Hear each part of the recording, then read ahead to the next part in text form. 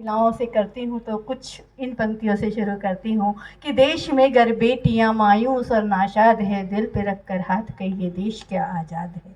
कम उम्र में शादी की गाड़ी में ये जोती गई और बेटियाँ बन बन के माए ज़िंदगी खोती रही।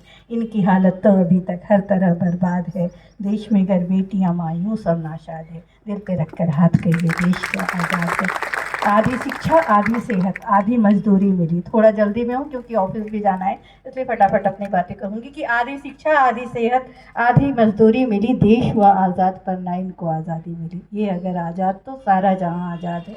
देश में गर बेटियाँ मायूस और नाशाद है, दिल पे रख कर हाथ कहिए देश क्या आज़ाद है। शासन ने तमाम योजनाएं बनाई हैं, हर चीज़ हमारे हक के लिए कही गई है। आधी आबादी को सशक्त बनाना है, महिला सशक्तिकरण के लिए 8 मार्च पिछले 8 मार्च से खींचते खींचते आज 23 मार्च तक आ गया। शहीद भगत सिंह, राजगुरु और हमारे देश के शहीदों को यहाँ से नमन भी करती हूँ। आज उनका शहादत दिवस है। तो मैं बात कर रही थी महिला सशक्तिकरण पर, फिर वापस आती हूँ कि हमने नियम बनाए, अपने लिए नियम बनाए और उन्हें तोड़ने में भी हमें ही ऐतराज़ है। एक विषय पर काम करती हूँ, मासिक धर्म पर। ये नियम पुरुष समाज ने नहीं बनाए हैं, इन बेड़ियों को हमने अपने पैरों में डाला है, लेकिन उन्हें तोड़ने में हम पीछे हटते हैं। हम अपनी विरासत को, हम अपनी परंपराओं को आगे बढ़ाएं, इसमें मुझे कोई एतराज़ नहीं है। लेकिन मुझे एतराज़ है जब रूढ़ियाँ आगे बढ़ती हैं महिलाओं के माध्यम से, जब बेटियों को सौगात में बंदिशें मिलती हैं, उस बात पर मुझे एतराज़ है। ये बंदिशें तोड़िए। बहुत दबे हुए शब्दों में बात कह रही हूँ, लेकिन मुझे लग रहा है कि हर व्यक्ति के दिल तक ये आवाज़ पहुँच रही है। क्यों आज भी महिलाएं, जो हम आगे बढ़ रहे हैं, हम कलेक्टर हैं, हम एसपी हैं, हम एरोप्लेन चला रहे हैं, हम ट्रेन चला रहे हैं, लेकिन मासिक धर्म की बात आती है 3 दिन हमें वही ज़मीन मिलती है, वही एक बिछौना मिलता है, वही एक चादर मिलती है, वही अलग से खाना मिलता है। हम अपने किचन में नहीं जा सकते हैं, हम जिन्हें बहुत प्यार से सजाते हैं, जिन किचन, हम भगवान के पास नहीं जाएंगे, लेकिन उस किचन पर हमारा अधिकार है, उस रसोई पर हमारा अधिकार है, उस घर पर हमारा अधिकार है। तो उन चीज़ों, मतलब हम कहाँ महिला सशक्त हो गई है, मुझे ये बताइए ना, कितने सशक्त हुए हैं आप लोग? सभी समाज की प्रथम पंक्ति की महिलाएं हैं जो अपनी दहलीज को पार करके आई हैं। मृदुला सिन्हा जी कहती हैं कि तुम एक लड़की हो, जब तुम घर से बाहर निकलती हो तो सबसे पहले तुम्हें जो है अपने घर के लोग रोकेंगे।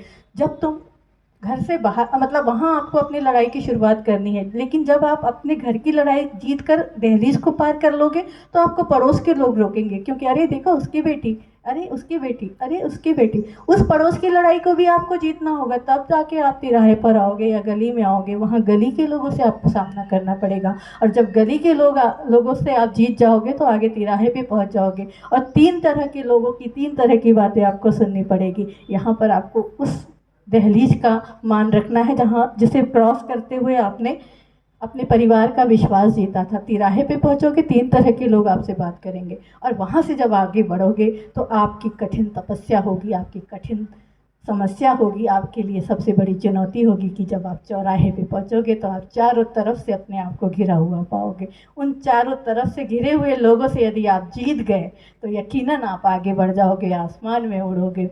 लेकिन अगर वहाँ आपका मनोबल टूट गया, वहाँ आपका आत्मबल टूट गया और आप वहाँ से यदि वापस हो गए तो यकीन मानिए ज़िंदगी भर के लिए अपने दहलीज में वापस उसी घर में कैद हो जाओगे। अन्यथा आपके लिए पूरा उन्मुक्त आकाश आपका इंतज़ार करता हुआ मिलेगा।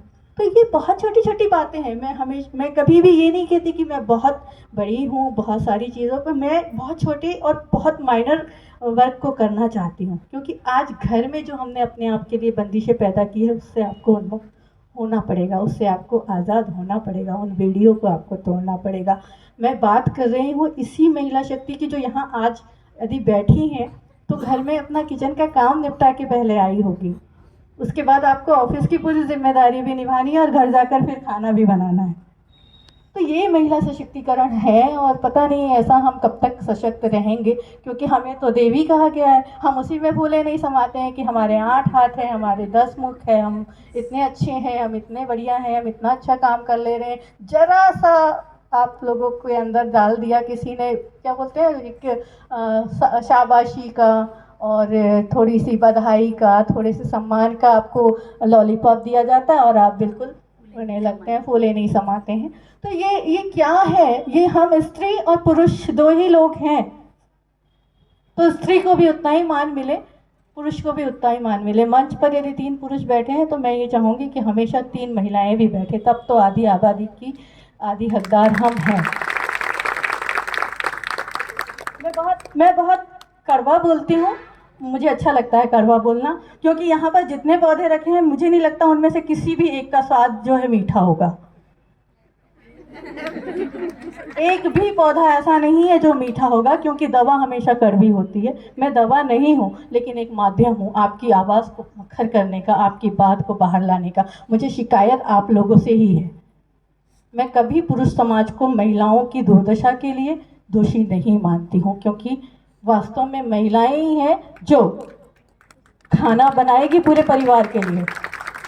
महिला जो है खाना पूरे परिवार के लिए बनाएगी, लेकिन एक रोटी यदि लास्ट में कम पड़ जाएगी तो वो अपने लिए रोटी नहीं बनाएगी, वो भूखी सो जाएगी, वो आधी रोटी में समझौता कर जाएगी। क्यों भाई? आपको पूरे परिवार की धुरी हो ना, आप अपने आप को क्यों मजबूत नहीं बना रहे हो? ऐसे सशक्तिकरण के भाषण से, सशक्तिकरण के बैनर से सशक्त नहीं होगी महिला। महिला को खुद को मजबूत बनाना होगा, और मजबूत तब होगी जब वो अपने खान पान का ध्यान रखेगी। थोड़ा और सुनना चाहेंगे? नहीं, क्योंकि बंदिशें होती है कार्यक्रमों की। अगर आप सुनना चाहेंगे तो मैं आगे बढ़ूंगी, अदरवाइज मैं पीछे बढ़ जाऊंगी, पीछे बढ़ूंगी और फिर आगे निकल जाऊंगी, क्योंकि मेरा यही दस्तूर है। कुछ चीज़ें हैं। आप ग्रामीण क्षेत्र से कितने लोग हैं यहाँ पर? थोड़ा सा प्लीज़ हाथ उठाइए। ओके। आप जिन भी गांव में जाते हैं लगभग सभी फील्ड के लोग हैं। आप लोग गांव में यदि जाते हैं तो मैं आप लोगों से एक अप्रोच चाहती हूँ, आप लोगों से एक मदद चाहती हूँ। आज भी गाँव में ऐसी गलियाँ हैं जब मासिक धर्म के दिनों में महिलाएं उन गलियों को क्रॉस करती हैं। घर के अंदर से उन्हें जाने की अनुमति नहीं है, वो अपने घर के बाजू वाली गली से जाती है। पीछे यदि आंगन में जाना हो या बाहर आना हो तो वो घर के अंदर प्रवेश नहीं कर सकती, और महिला हमारी सशक्त है। एक सोच के देखिए ना उस चीज को, उस परेशानी को समझ के देखिए कि क्या है। मतलब अगर कभी अंधेरा हो, कभी सांप हो, और आजकल तो समाज के परिदृश्य इतने बिगड़ गए हैं कि 6 साल और 4 साल की बच्ची सुरक्षित नहीं है। उस गली से यदि आपकी जवान बेटी गुजर रही है और उसके साथ कोई अनहोनी हो रही है तो दोषी कौन होगा? बहुत सारे सवाल हैं, बहुत सारी बातें हैं, बहुत सारी चीज़ें हैं जिन्हें हमें सोचना है, हमारी नज़र के सामने, लेकिन हम उसे नज़रअंदाज